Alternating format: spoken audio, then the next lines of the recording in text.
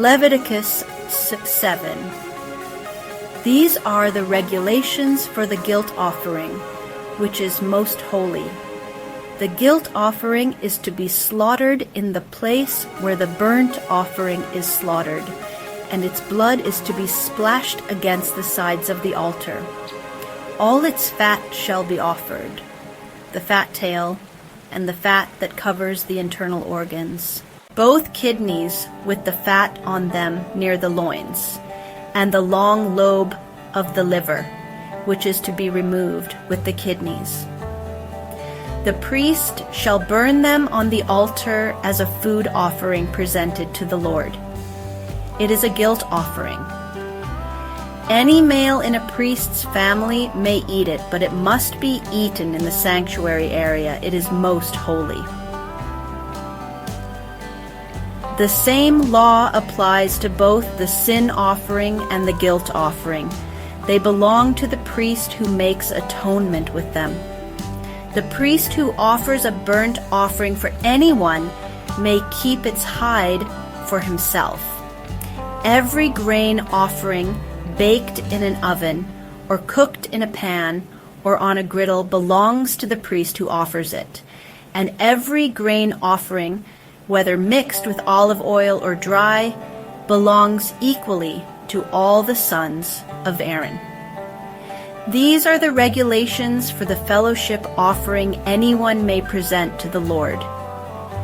If they offer it as an expression of thankfulness, then along with this thank offering, they are to offer thick loaves made without yeast and with olive oil mixed in, thin loaves made without yeast and brushed with oil, and thick loaves of the finest flour, well kneaded and with oil mixed in.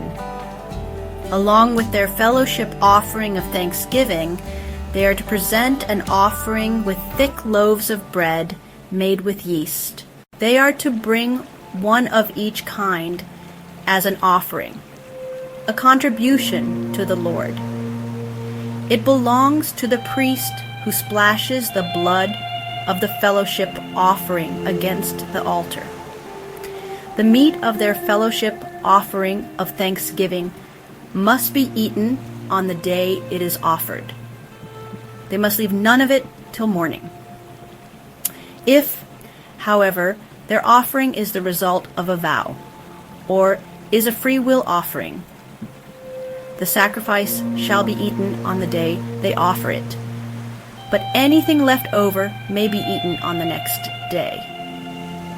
Any meat of the sacrifice left over till the third day must be burned up. If any meat of the fellowship offering is eaten on the third day, the one who offered it will not be accepted. It will not be reckoned to their credit, for it has become impure. The person who eats any of it will be held responsible. Meat that touches anything ceremonially unclean must not be eaten. It must be burned up. As for other meat, anyone ceremonially clean may eat it. But if anyone who is unclean eats any meat of the fellowship offering belonging to the Lord, they must be cut off from their people. Anyone who touches something unclean, whether human uncleanness or an unclean animal or any unclean creature that moves along the ground, and then eats any of the meat of the fellowship offering belonging to the Lord, must be cut off from their people. The Lord said to Moses, "Say to the Israelites, do not eat any of the fat of cattle, sheep, or goats. The fat of an animal found dead or torn by wild animals may be used for any other purpose, but you must not eat it. Anyone who eats the fat of an animal from which a food offering may be presented to the Lord must be cut off from their people. And wherever you live, you must not eat the blood of any bird or animal.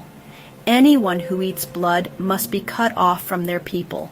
The Lord said to Moses, "Say to the Israelites, anyone who brings a fellowship offering to the Lord is to bring part of it as their sacrifice to the Lord.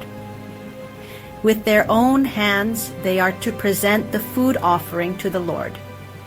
They are to bring the fat, together with the breast, and wave the breast before the Lord as a wave offering.